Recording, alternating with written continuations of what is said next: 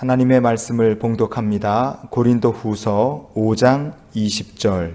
그러므로 우리가 그리스도를 대신하여 사신이 되어 하나님이 우리를 통하여 너희를 권면하시는 것 같이 그리스도를 대신하여 간청하노니 너희는 하나님과 화목하라.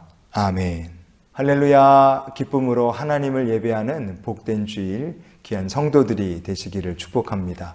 미국의 작가였고 유명한 경영 컨설턴트였던 스티븐 코비 박사라는 분이 계셨죠. 그분이 남긴 책 중에 성공하는 사람들의 7가지 습관이라는 유명한 책이 있습니다. 이 책에서 스티븐 코비 박사는 성공을 위한 7가지 습관이 있다는 것을 이야기합니다. 그 습관 중에서 3번째로 말한 습관이 바로 소중한 것을 먼저 하는 습관이었습니다.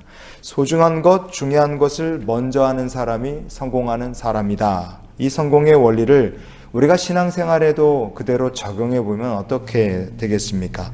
천국을 향하여 가는 순례자인 우리들이 이 땅을 사는 동안에 가장 먼저 해야 되고 가장 소중히 여기며 계속 해야 될 것이 무엇이겠습니까? 그 질문에 대한 답이 우리가 오늘 나눈 본문 말씀이라고 생각합니다. 오늘 본문에 보시면 너희는 하나님과 화목하라 이렇게 말씀하고 있죠. 화목이라 이렇게 번역된 헬라어 본문이 카탈라게테 이렇게 되어 있습니다. 이 말에는 화해, 레콘사일이라는 의미가 들어있어요. 예를 들어서 남편과 아내가 다퉈서 사이가 지금 불편합니다. 관계가 깨졌어요. 그럼 어떻게 해야 부부싸움을 끝낼 수 있겠습니까? 누가 맞냐? 누가 틀렸냐? 잘잘못을 가리는 것으로는 부부싸움이 끝나기 쉽지 않습니다. 하지만 어느 한쪽이 여보 내가 미안해, 내가 잘못했어 이렇게 먼저 말하면 불편했던 관계에 화해가 찾아오고 결국에는 부부관계의 화목을 되찾을 수 있을 것입니다.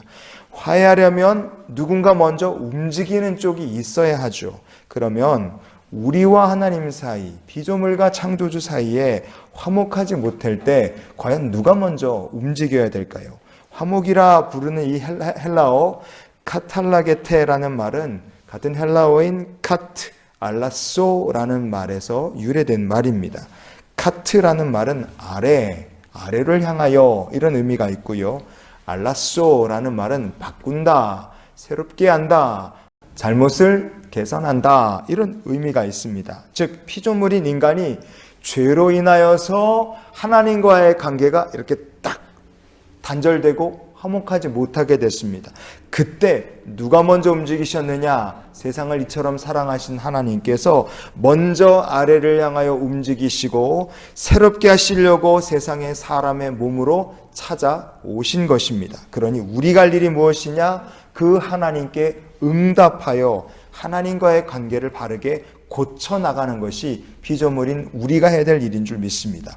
그러면 우리가 하나님과 화목하라는 말씀을 통해서 기억해야 할 것은 무엇이 있겠습니까? 첫 번째, 화목이라는 것은 오직 예수 그리스도를 통하여 이루어짐을 우리가 잊지 말아야 합니다.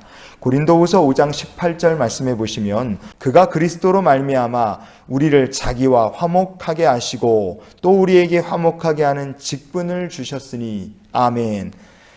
한강의 자전거 도로를 타고 잠실 쪽에서 저 양평 쪽 방향으로 쭉 달리다 보면 공사하고 있는 큰 다리 하나를 보게 됩니다. 그 다리는 올해 말에 완공을 목표로 하고 있는 33번째 한강대교입니다. 지금은 강남 쪽의 고덕동하고 강북 쪽의 구리시가 누가 그 이름을 가져야 되느냐를 가지고 다투고 있다 그래요. 고덕대교로 해야 된다. 아니다. 무슨 말이냐. 구리대교로 해야 된다.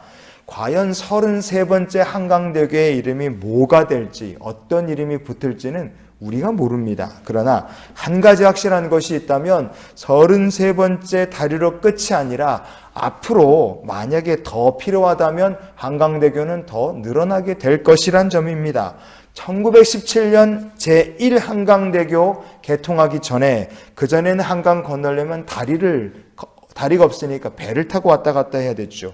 그러나 이제는 한강을 건널 수 있는 다리가 33개나 됩니다. 다리가 더 필요하냐? 그럼 새로 만들면 그만이에요. 하지만 하나님께로 나가는 길은 많이 있느냐? 아닙니다. 오직 예수 그리스도를 통해서만 가능합니다.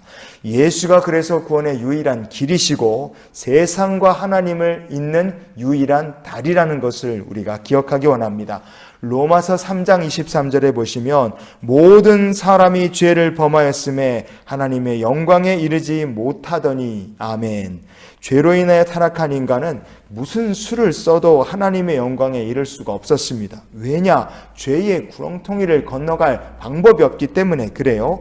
누가복음 16장의 26절을 보시면 그뿐 아니라 너희와 우리 사이에 큰 구렁텅이가 놓여 있어 여기서 너희에게 건너가고자 하되 갈 수 없고 거기서 우리에게 건너올 수도 없게 하였느니라. 아멘. 우리와 하나님 사이에는 큰 죄악의 구렁텅이가 있습니다. 바다와 같은 그 죄악의 구렁텅이를 건널 수 있는 방법이 인간에겐 없어요. 그러나 하나 있습니다.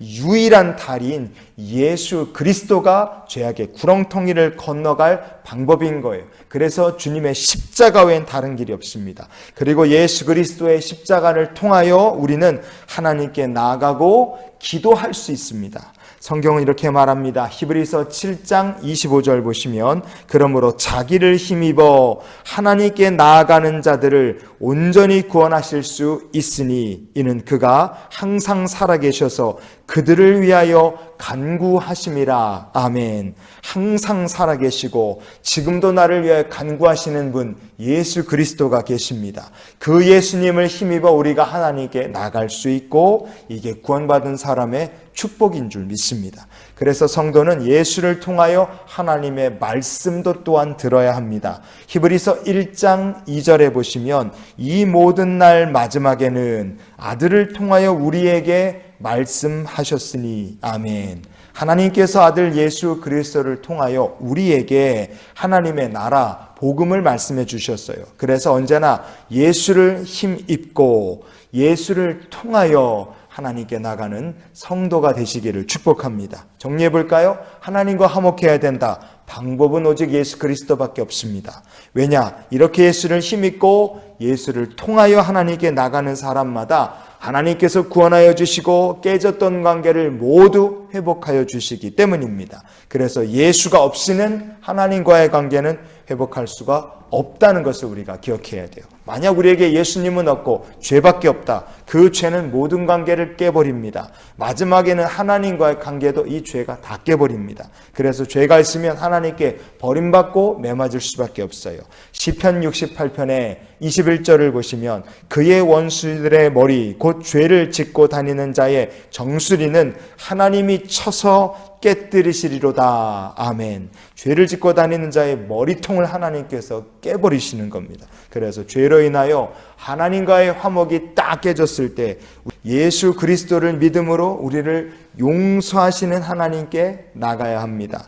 왜냐하면 예수의 이름이 망가진 하나님과의 관계를 회복할 유일하고 가장 완벽한 치료 방법이기 때문에 그렇습니다.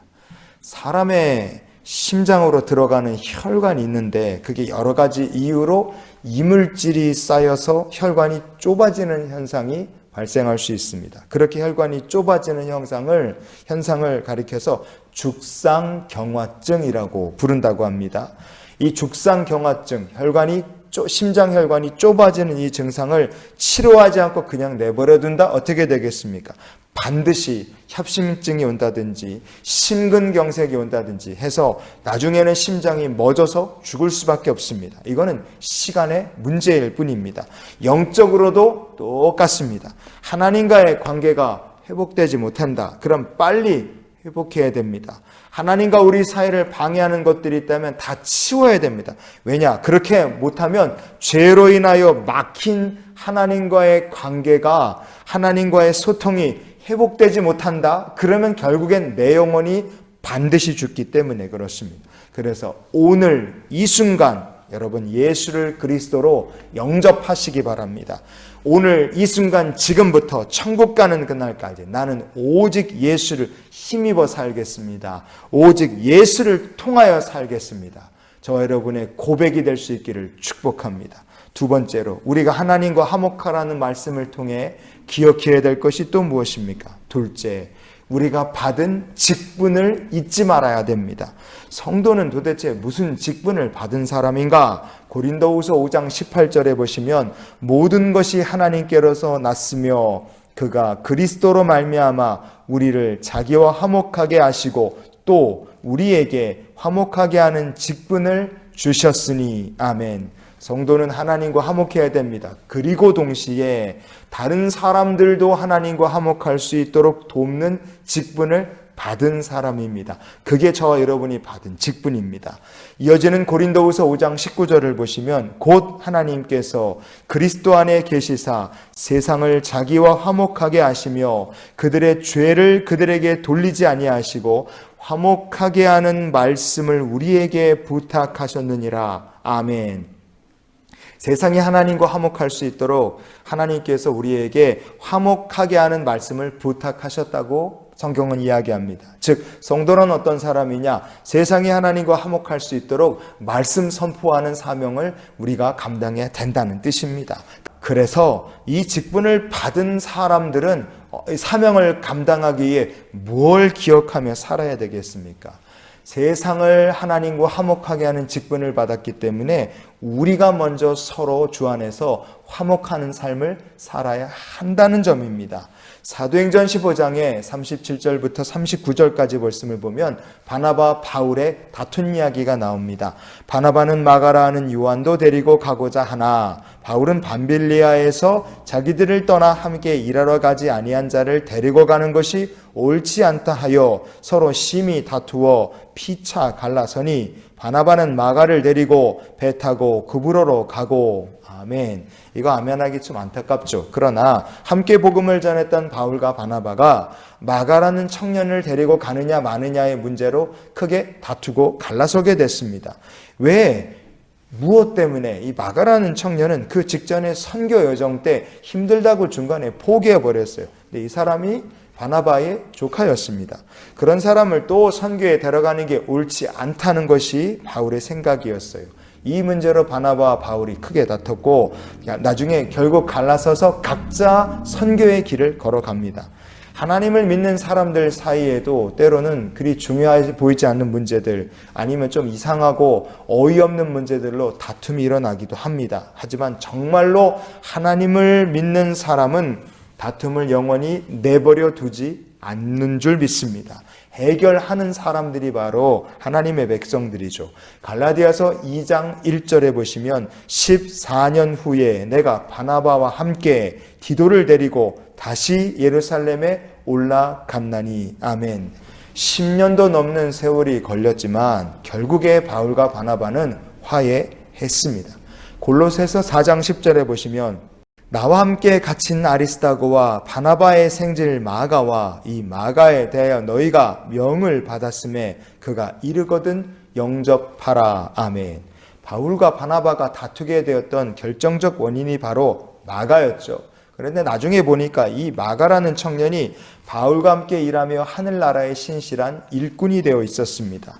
갈라디아서 2장 9절에 보면 사도 바울이 나와 바나바에게 친교의 악수를 하였으니 라는 말을 합니다. 친교의 악수라는 말이 나와요. 바울은 불편하고 다툼이 있던 사람들과 늘 화해를 했고요. 화목했습니다.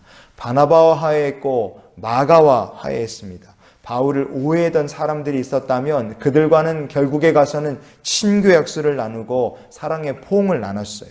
여러분, 우리는 화목하게 하는 직분을 받은 사람입니다. 그래서 우리가 먼저 화목하고 합심을 해야 복음을 전하고 합력하여 선을 이루는 삶을 살게 될 줄 믿습니다. 내가 실컷 싸우는 사람이 있는데 어떻게 우리가 복음의 일꾼이 될 수 있겠습니까? 교회 안에서 신실한 성도들끼리도 의견의 충돌이 발생하고 견해 차이가 생길 수 있습니다. 그러나 10년이 걸린다, 수십 년의 세월이 걸린다 할지라도 반드시 화목을 이뤄내는 주의 백성이 되시기를 바랍니다. 그래서 우리가 이런 사람이 돼야 되지 않겠습니까? 세상 사람들은 간혹 머리가 나쁜 사람을 가리켜 세대가리다 이렇게 불려요.